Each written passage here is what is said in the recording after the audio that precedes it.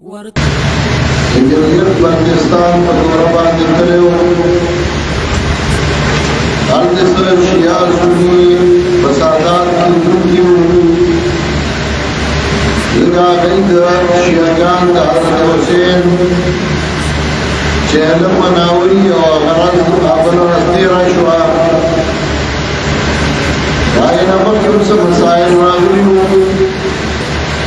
خطره وه چې په دې چې علم کې بعضې مړي کېږي او جنګونه به کېږي. نو په دې نیت او په دې اراده باندې تللي وو چې فساد، رواني او شر دا جوړول اساني خو دا سرته رسول بیا ګراني. او کله چې شر او فساد جوړ شي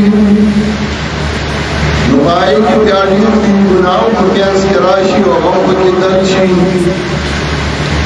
نو د دې لپاره زه تللی وم چې هلته امن راشي او فساد ختم شي.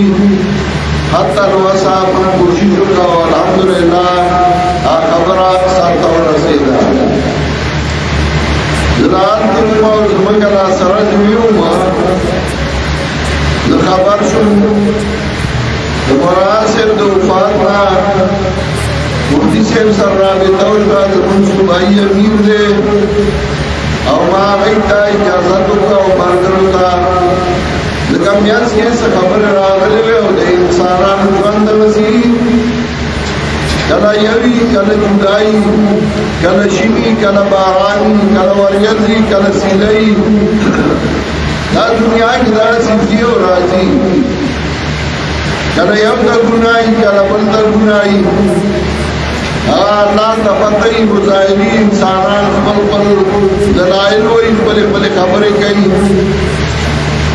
زه په دې نیت او په دې اراده پرون رالمه او نن دلته دعا له رالم. ناصر مولوي صاحب چې زموږ ډېر خوږ او امین دعا وکړئ چې الله یې مغفرت نصیب کړي او الله یې ګناهونه معاف کړي.